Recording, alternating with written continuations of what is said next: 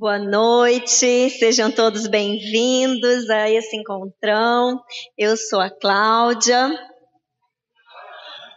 em luta, mas em vitória, na área de orgulho e na área de intolerância. Graças a Deus pelo momento de vitória que Ele nos dá todos os dias em nossa vida. Vamos orar e agradecer a Deus por essa noite. Querido Deus, nosso Pai, obrigada pelo seu amor, pela sua bondade, pela sua graça, pela esperança que o Senhor derrama sobre nossas vidas e pela alegria que o Senhor tem para nos reabastecer todos os nossos dias. Obrigada por cada vida que está aqui hoje, que possamos, ó Deus, a cada dia sairmos daqui com a mente mais alinhada, mais sarada e mais dirigida àquilo que o Senhor tem para nossas vidas. Em nome de Jesus, amém? Que alegria, né? Deixa eu só me arrumar aqui para eu não bater. Essa é a semana que nós estamos iniciando o primeiro passo. E alguns já participaram do seu grupo de passos ontem. Quem já participou essa semana? Ótimo. E esse é o passo. Começou só um pouquinho a paciência. Muito bem. É a minha área de teste, né? Esse é o passo em que nós vamos trabalhar a negação. Vamos repetir? A negação. Nós precisamos sair da negação. E para isso nós temos que dar esse passo. E hoje à noite a gente vai estar conversando sobre isso. Eu queria pedir assim para vocês ficarem em pé. Eu sei que na frente tem uma cadeira, mas simbolicamente vocês vão dar um passo à frente.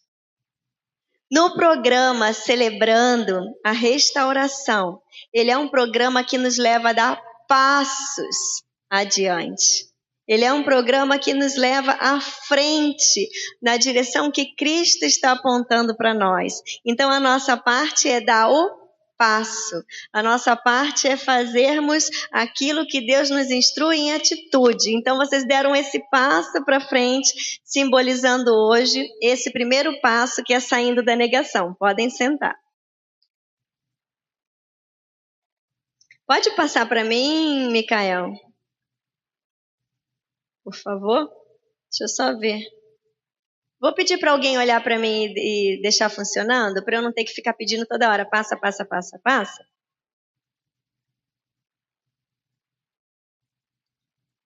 Quero ler junto com vocês o passo 1. Vamos ler juntos? 1, 2, 3 e já! Admitirmos ser impotentes diante de nossos vícios e comportamentos compulsivos e que nossas vidas se tornaram ingovernáveis.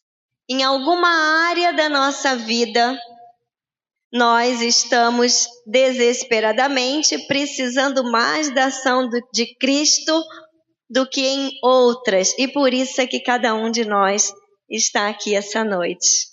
Essa é a verdade. Tem várias simbologias que são usadas para exemplificar esse passo aqui, que é o passo da negação. Tem máscaras que fala, é o passo para a gente tirar as máscaras. Sim, muitos precisam tirar as máscaras. É o passo para a gente soltar as cordas que nos prendem em áreas da nossa vida. É o passo para a gente tirar as algemas. Mas eu gosto mais dessa simbologia aqui, ó.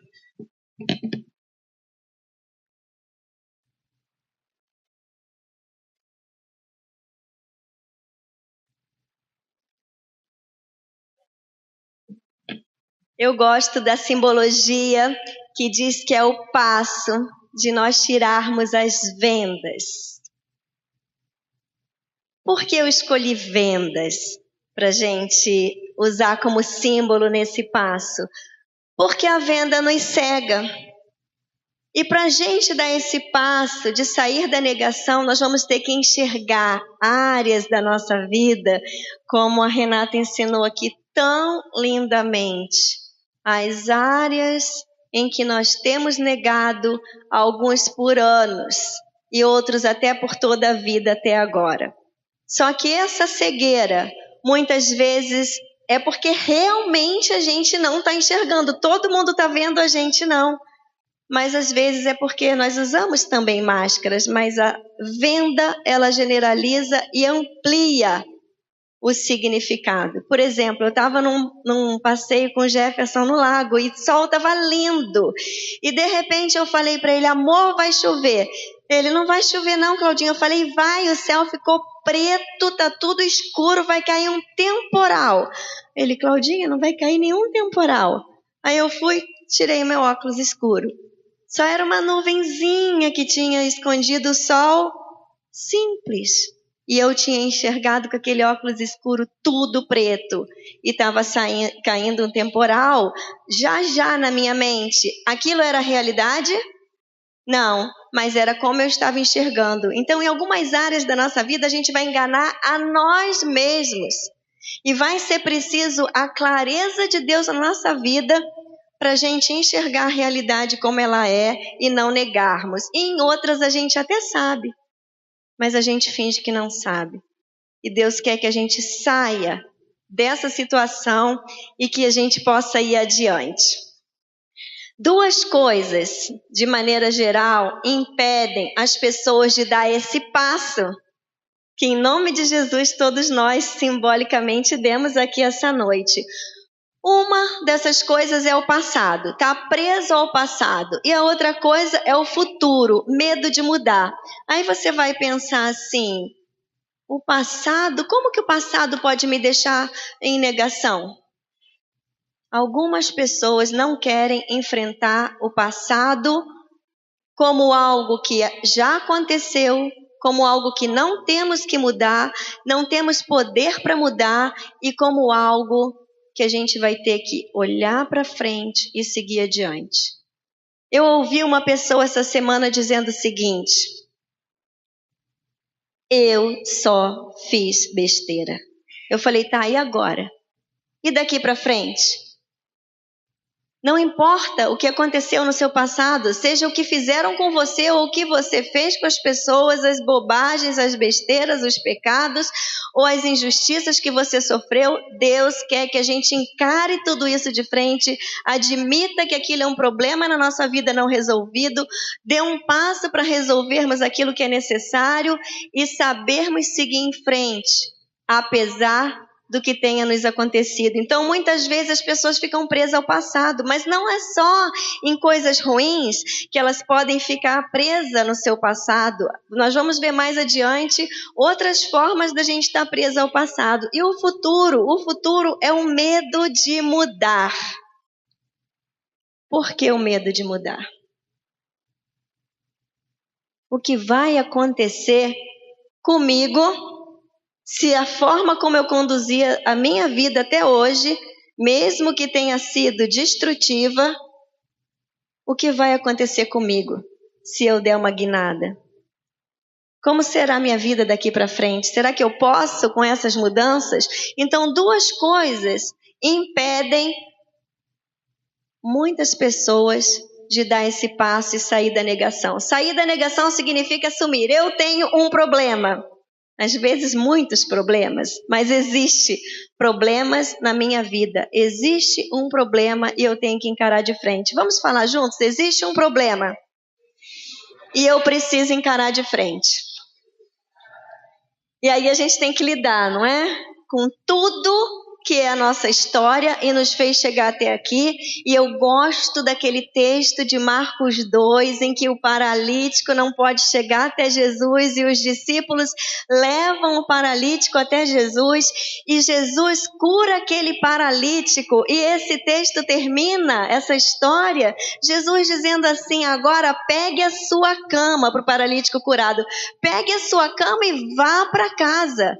E diz que o povo se admirou e louvou a Deus. Essa história ela é preciosa, que aquilo que era desgraça, aquilo que era uma história de desgraça, um paralítico ali em cima da cama, anos e anos sem esperança, isso representa toda a nossa história de dor. Isso representa aquilo que tem nos prendido, atormentado por anos. E a hora que Jesus faz um milagre, ele fala, pegue o retrato da sua desgraça, ela não te prende mais. Ela não te adoece mais, isso agora é teu passado, e aquilo que era tua tristeza vai ser agora a sua nova história para a honra e glória de Deus e vai ser a sua vitória. Então a cama onde o paralítico vivia preso, agora ele carrega, representando a vitória em Cristo. Então, quando nós saímos da negação, enfrentamos o problema, Deus tem a esperança para trazer ao nosso coração, que é a esperança da vitória. Mas às vezes a gente só fica preocupado com a desgraça. Então, o que é preciso? Enfrentar. Fala para quem está do seu lado, enfrentar. Não tem como, não tem outra saída. Eu escuto muito, e agora nesses últimos meses de celebração do Celebrando, mais ainda, eu escuto as pessoas dizerem: será que eu vou ter coragem de encarar a minha história? Será que eu vou ter coragem de ouvir a minha história? Será que eu vou ter coragem de deixar que mais alguém saiba aquilo que eu vivi? E eu encontrei essa afirmação maravilhosa que nós trouxemos aqui hoje para você, o Celebrando traz para a sua vida, e eu quero ler com vocês essa afirmação aqui. Vamos ler junto? Vamos ler a minha. A minha pior versão não pode ser comparada à melhor versão para a qual Deus me criou. Para que a gente saia da negação, nós não podemos ficar pensando naquela dor, como vai ser, naquela vergonha, naquela humilhação, naquele fracasso, naquela derrota. Nós temos que pensar a verdade de Deus, que não é o final da história, e a pior versão que possa ter existido nossa não se compara à melhor versão que Deus tem para mim, para você, quando Ele fala: pegue agora a sua cama, e aquilo que era a sua dor vai virar a sua história de vitória. E o que é negação, não é? Eu contei lá que eu estava no lago e eu enxerguei uma realidade que não existia, porque simplesmente uma nuvem passou ali em segundos. Eu fui criada desde pequena, podendo enxergar e descobrir na prática, na minha casa, desde criança, o que era negação. Desde pequena, eu pude observar e crescer vendo meu pai, um homem maravilhoso, fantástico, se envolvendo com o alcoolismo e virando um alcoólatra. E o coração dele queria muito uma mudança. E por anos e anos e anos ele falava assim: eu prometo que eu não bebo mais. É a última vez. Eu prometo que eu não bebo mais. É a última vez. E aonde que era a negação? Todo o tempo, até o dia da sua morte, ele acreditou que ele poderia sozinho dar conta dessa área de luta na vida dele. E nós precisamos, faz parte de sair da negação, admitir o problema e saber que precisamos do socorro. Primeiro o socorro de Deus, depois uma atitude nossa e o socorro dos irmãos que Deus coloca em nossa vida. E o Celebrando é um lugar seguro, onde a gente pode olhar em volta e dizer: isso é a esperança de Cristo. É buscar tudo que Ele tem para a nossa vida. E todo mundo está aqui sabendo que todos nós queremos a mesma coisa. Queremos mais do que Deus tem para a gente. Queremos tudo que Deus tem para a gente. Queremos a cura total, pegar a nossa maca e voltar para a nossa casa. Mas nós precisamos saber que a negação é um sistema de crença na nossa mente diferente da realidade. Existe, sabe aonde? Na nossa cabeça. E às vezes é tão forte, tão arraigado que é o nosso sentimento. As pessoas estão vendo o problema, estão vendo a dificuldade, estão sofrendo, que para todo negador tem um sofredor. Aquela negação vai levar outros a sofrimento e vai aumentar o seu próprio sofrimento. Então, desde pequena, eu pude ver que uma pessoa poderia viver fora da realidade em alguma área da sua vida e entender, né? Eu não sabia que o nome era esse, negação, mas eu fui vendo como que pode uma pessoa achar que consegue algo sozinho e ficar anos e anos tentando do mesmo jeito, derrota. Tentando do mesmo jeito, derrota. E o sofrimento aumentando. Então, não é negando a realidade que a gente vai sair do nosso problema. E a segunda definição de negação é um comportamento autoprotetor, que nos impede de encarar honestamente a realidade. Por quê? Ou por sofrimento, ou por decepção, frustração, seja o que quer que tenha acontecido na nossa vida, o que pode ter feito com que muitas pessoas, ou com alguns de nós aqui, tenha criado uma barreira de proteção. Qual que é a área da nossa vida? Qual que é a área que uma barreira de proteção foi criada? Porque daqui ninguém passa, nem eu. Porque se passar, eu já sei o que acontece, sofrimento. E essa barreira de proteção, a gente vai ver que é algo que impede com que encare a realidade e atrase a cura daquilo que Deus quer fazer na nossa vida. Esse é o desenho que mostra claramente. A pessoa está ali, como se nada tivesse acontecido, vivendo a sua vida e simplesmente como se o problema não existisse, mas o problema está tomando proporções cada vez maiores. Quem está em volta vê, quem está em volta, na maioria das vezes, sofre, percebe, e a pessoa está em atitude de negação.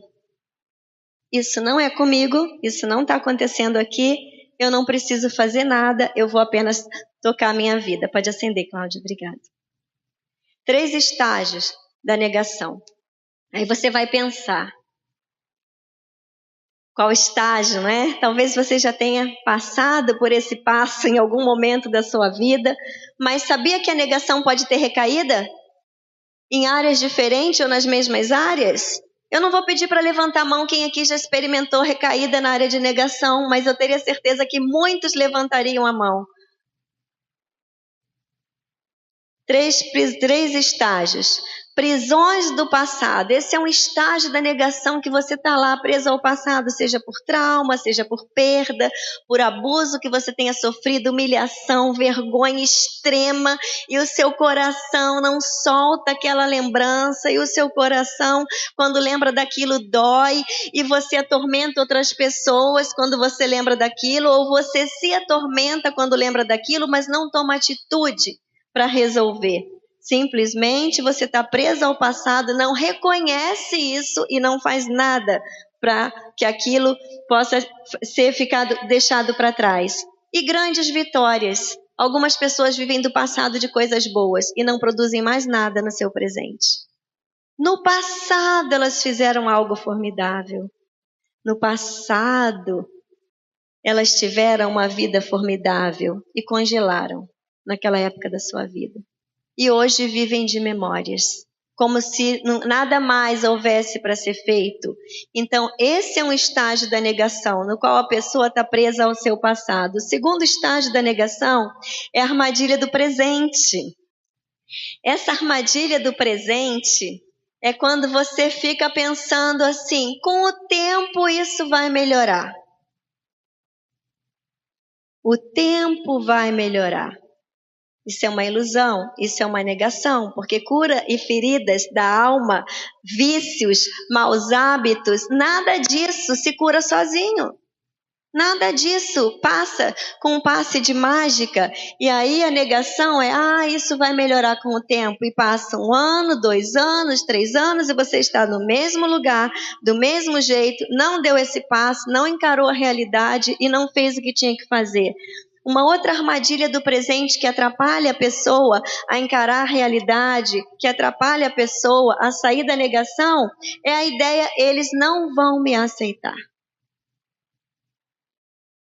Eu ouvi uma pessoa falando para outra, se você souber realmente tudo que eu já fiz, você não vai me aceitar. Se você conhecer a minha história, você não vai me aceitar. E uma outra armadilha que prende a pessoa no presente, no momento presente, ela está preso, é quando ela pensa, eu não posso fazer nada hoje, porque se eu tomar uma decisão, como vai ser o amanhã? O que vai ser de mim se eu der um basta nessa situação? Como eu vou enfrentar o que tem pela frente? Então isso é uma armadilha que pode acontecer no presente, armadilha em que pode fazer com que a pessoa permaneça na negação, porque ela pode pensar, eu não tenho como enfrentar isso, então é melhor eu ficar do jeito que eu estou. Mentira. E sabe o que acontece com essa armadilha do presente? Existe um princípio sobre pecado que é um abismo chama outro abismo. Um pecado chama outro pecado. Um problema não resolvido chama outro problema não resolvido. E a cada momento da nossa vida que a gente vai seguindo dias e anos com problemas não resolvidos, eles vão se acumulando. Quem já percebeu isso? Todos nós, não é? Essa frase é uma frase que quando eu vi pela primeira vez ficou na minha mente, que é um abismo chama outro abismo.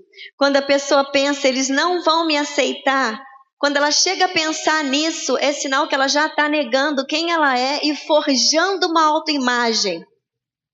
E aí cabe o símbolo da máscara, forjando uma autoimagem que ela tem que carregar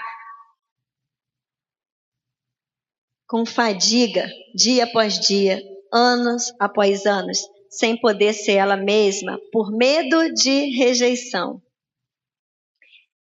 O terceiro estágio, que é o estágio mais avançado da negação, é o estágio da muleta emocional. O que pode ser as muletas emocionais? Eu ainda não quero mudar. É um estágio muito avançado da negação. E eu vou dar um exemplo também que eu vi também acontecer na minha casa desde criança. Eu pensei, Deus eu estava vivendo, celebrando em família, vendo os passos, na minha vida, com os meus pais. E graças a Deus eu conheci Cristo cedo, mas eu lembro que o meu pai fumava muito e a minha mãe detestava cigarro e todo mundo lá em casa detestava cigarro.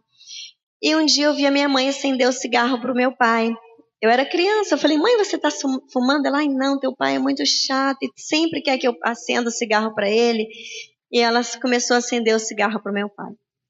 E o tempo passou, eu descobri que ela fumava escondido. Ela, não, só fumo quando eu estou muito nervosa e não fumo mais em nenhuma situação e o seu pai nem sonha que eu estou fumando. E o tempo passou e a minha mãe começou a fumar em casa tranquilamente e começou a fumar, obrigada Cláudio, e começou a fumar na frente das pessoas e ela falava assim, eu fumo, mas eu não tenho vício, eu paro quando eu quiser. E aí chegou um período da vida dela que ela falou, eu quero parar, também sem ajuda, também sozinha. E eu lembro que várias noites eu vi ela catando a guimba do cigarro na lixeira, desesperada, de madrugada, tentando acender aqueles pedaços. E até que chegou um dia que ela falou, voltou a fumar. Eu falei, mãe, voltou a fumar? Ela, voltei porque eu quero, eu escolhi, mas se eu não quiser, eu não fumo mais. É uma negação. Até que terminou, perto dos dias dela falecer. Eu lembro que ela falou assim: eu fumo porque eu gosto, porque eu quero, e um monte de gente está morrendo. E não é por causa de cigarro. E ela faleceu, né? Teve um ataque do coração, uma morte súbita. E com certeza o cigarro acelerou tudo isso. Quando chega o ponto da muleta emocional, que a pessoa engana a si mesma e diz: eu ainda não quero mudar. É um alto nível da negação de um problema do qual ela já está escrava. O outro é: eu não, ainda dentro desse ponto, eu não acredito em mudanças. Não é para mim isso. Ou aquela desculpa: eu preciso de um alívio temporário. Eu preciso, você não sabe o que eu passo o dia inteiro. Isso aqui vai me desestressar. Essa bebida que eu estou tomando agora é para me desestressar um pouquinho. Eu mereço essas comprinhas. Eu mereço essa caixa de bombom inteira, mesmo que seja a terceira no mês. A muleta emocional é quando a pessoa nega o problema e pensa que o alívio temporário basta para ela. Seja beber, fumar, comprar compulsivamente, extravasar a ira, parar de xingar, deixar a prostituição, deixar o sexo promíscuo, a pornografia, deixar a murmuração, deixar a compulsão em agradar pessoas o tempo todo, ou aliviar estresse com algum tipo de drogas. Chega um ponto na vida da pessoa em que a negação é tão grande que ela acha que precisa de um alívio temporário, e aquilo que aprende muda de nome. De prisão passa a se chamar alívio. É o alto nível, índice, é o ápice da negação. E quando chega nesse ponto, quem convive com a pessoa já está sofrendo tanto quanto ela, ou mais, muitas das vezes. Esse alívio temporário me basta, ele representa o desejo de fugir. Sabe o que eu tenho observado ao longo desses anos? Que chega um ponto que esses alívios temporários não serão mais suficientes. E eu tenho visto de forma quase que eu posso dizer matemática. 2 mais 2 são 4. As pessoas que passam por todos esses estágios de negação,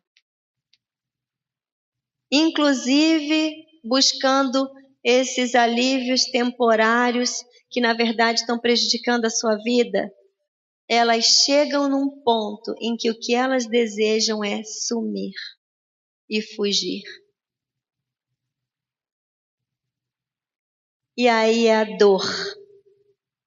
É uma dor tão grande. E eu tenho escutado, e isso não é aqui na igreja, não é aqui em Cascavel, isso é comum ao ser humano na face da terra. Chega a um ponto em que ele acha que a fuga, não mais a fuga na comida, no sexo, na bebida, nos relacionamentos, mas a fuga mesmo. Querendo sair, sumir do lugar, largar a família, largar o emprego, largar a cidade, e alguns querem largar essa vida, desejando a morte. Enquanto que o caminho era enfrentar o problema de frente, sair da negação, dar esse passo, dizer: eu tenho um problema, eu preciso da ajuda de Deus e da ajuda daqueles que Deus me deixou. Então são níveis, e a pessoa vai caminhando para uma morte emocional, espiritual, presa numa mentira. Então vamos voltar lá para o começo. Primeira coisa é encarar: eu tenho um problema. E não são muletas, não é a fuga, não é fingir que não acontece, não é a máscara, não é a venda, nada disso que vai resolver. Mas é encarar, porque sozinho ele não vai passar. Jeremias 6,14 diz, vamos ler juntos? É impossível curar uma ferida dizendo que ela não existe. O tempo passa. E fazer as mesmas coisas do mesmo jeito, insistir agindo da mesma forma, não vai fazer a gente avançar. Pelo contrário, vai aumentar o peso da mala, porque frustração e decepção consigo mesmo pesa. E sabe qual é um problema muito grande que eu e muitos outros têm observado? Peso da culpa. Peso da culpa. Chega um ponto na vida da pessoa que a negação foi por tantos anos seguidos e ela tentou por tantos caminhos, menos pelo caminho da solução, que ela começa a se culpar. E aí é aquela hora que os psiquiatras costumam dizer assim: todos podem desistir de você, mesmo você mesmo. E que Deus diz assim: jamais te abandonarei, mas que você está tão longe de Deus que você não tem mais fé para acreditar nisso. É impossível curar uma ferida dizendo que ela não existe. Efeitos da negação na nossa vida danifica nossos sentimentos, porque não há quem resista, desperdiça nossa energia, porque você vai ou manter uma autoimagem que não é a verdadeira, e isso gasta energia. Alto índice de estresse, de decepção, de frustração, de desgaste nos relacionamentos. Isso é um efeito terrível, estanca nosso crescimento, a pessoa quer ir para frente, mas não vai, porque ela não faz aquilo que foi feito aqui na ilustração, que é olhar para a sua vida e talvez pela primeira vez se enxergar como você é, como eu sou, como a gente é na realidade. Encarar de frente e parar de culpar os outros. E olhar aquilo que é nossa culpa, aquilo que é a nossa parte, ainda que os outros permaneçam do mesmo jeito, o que nós vamos fazer? Então estanca o nosso crescimento, nos isola de Deus, porque a negação nos faz caminhar com as próprias pernas, nos aliena de nossos relacionamentos e prolonga a nossa dor. Tentativas frustradas de viver como se nada tivesse acontecendo ou acontecido, ou como se algo bom fosse acontecer sem nenhum esforço nosso. E sem Deus vir a ser aquele que age na nossa vida. A palavra de Deus diz, um versículo que desde o começo da igreja a gente ensina para a igreja: e conhecereis a verdade vos libertará. A verdade de Deus, a verdade da esperança, a verdade da palavra e a verdade de quem nós somos. Qual que é a sua área de fraqueza? Qual que é a área que você tem esperneado e não tem enfrentado de frente? Talvez você precise ter uma conversa séria com aqueles que convivem contigo e ter a coragem de perguntar. Eu já falei, todo celebrando do ano passado a gente fala, né? Eu sou, e fala a nossa área de fraqueza. Mas antes de vir aqui para o microfone, eu chamei o Jefferson rapidinho ali na salinha e falei: amor, vem cá. Tem mais alguma, assim, que a área forte na minha vida que você veja que eu estou em luta, em vitória, além dessas aqui? Ele falou: não, essas aí mesmo. Pergunte para alguém se a venda nos teus olhos está há tanto tempo que você nem sabe mais o que é o teu olho, o que é a venda. Se a venda nos teus olhos está tão apertada que você não consegue tirar sozinho, peça a ajuda do Espírito Santo de Deus que nos guia toda a verdade. Peça alguém da sua família que convive contigo, que te ama. E pergunta se essa pessoa sabe qual é a área que você está em luta, mas não em vitória. Mas ainda não em vitória, e que você precisa assumir responsabilidades em relação a isso para ser liberto. A gente vai encerrar com um versículo da palavra de Deus, encorajador. Fala para quem está do seu lado, encorajador. Um versículo de esperança. Vamos falar esperança? Eu creio que a esperança hoje é um grande presente de Deus para nossa cura.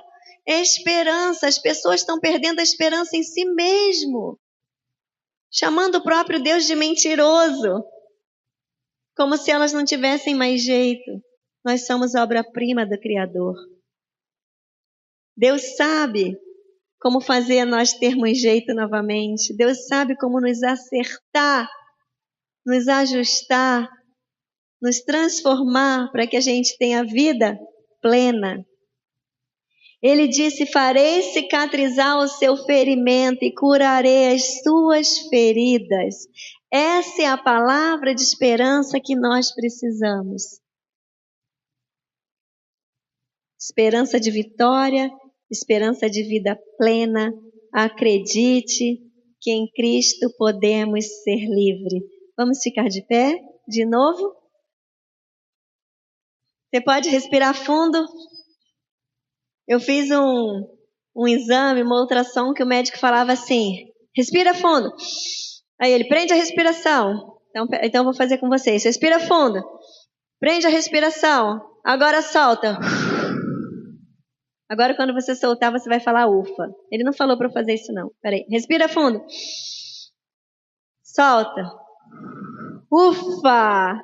Vamos falar ufa, gente. Ufa. Ufa, eu posso sair da negação. Vamos dar um passo à frente? Olha em volta, quantos têm problema? Todos nós temos problemas, mas nós podemos dar um passo à frente em rumo à vitória, no nome de Jesus, que derramou sobre nós a esperança, a libertação, e nós não vamos desistir. Por isso esse programa de Celebrando a Restauração durante esse ano.